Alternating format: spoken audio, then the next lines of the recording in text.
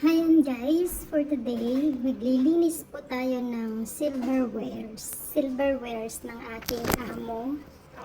Ayan, nangingitim sila guys, lalong-lalo na itong lalagyan ng asukal. Grabe, napabayaan siya. Yan, gagamit tayo ng bicarbonate.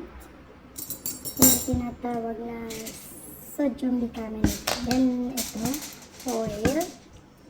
Gagamit din tayo ng stainless. Yan, pakulo tayo ng tubig. Tubig lang yan guys, walang halong kahit ano. Ayan, nilagyan din natin ng foil para mas mabilis mag-absorb sa mga silvers natin. Then, nagbuhos na tayo. Depende po sa dami nung tubig na pinakulo po natin. Tansya-tansya na lang po yan guys. Then, ayan na yung kumukulong tubig. Binuhos na natin guys. Dahan-dahan lang, baka tayo mapasok. Ayan. Tapos, sampulan natin guys. Lagay natin yung serving spoon. Yan ang ating serving spoon.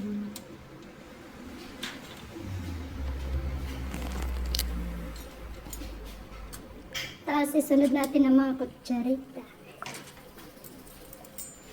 Mga kutsara. Mamayan guys, maputi na yan. Kasi nangingitim yung mga silver na kutsara ng amo ko. Nilinis ko kanina. Ayan, medyo namumuti na siya. Ayan, binabad natin ng mga 5 minutes. Tingnan po natin ang magiging result. Pero pagkababad guys, aakuinin natin. Tapos, hugasan natin gaya ng paghugas natin sa regular na mga plato. Gamitan ng dishwashing liquid. Ayan guys, natuyo na ang ating mga silverwares. Natuyo na siya, pinupunasan pala natin. Yan, medyo bilis-bilisan natin kasi matatapos na ang oras natin kay amo. Ayan, ang nangungutim kanina na silver ay naging maputi na. At alam kong matutuwa si amo nito guys, mamaya pag nakita niya. Itong maliliit pa lang ang binabad natin, ang nilinis natin. Sa part 2, lilinisan naman po natin yung malalaking mga kutsara. Bare, nag-sample pa lang po tayo na maliliit na kutsarita. Ayan.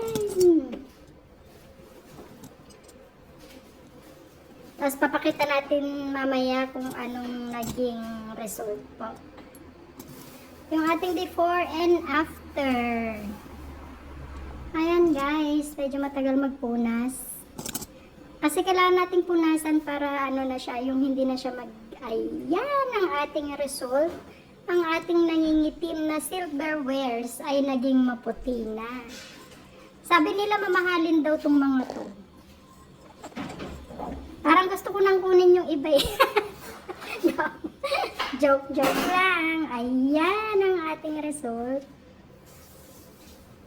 Tingnan nyo naman guys. Di ba ang ganda-ganda?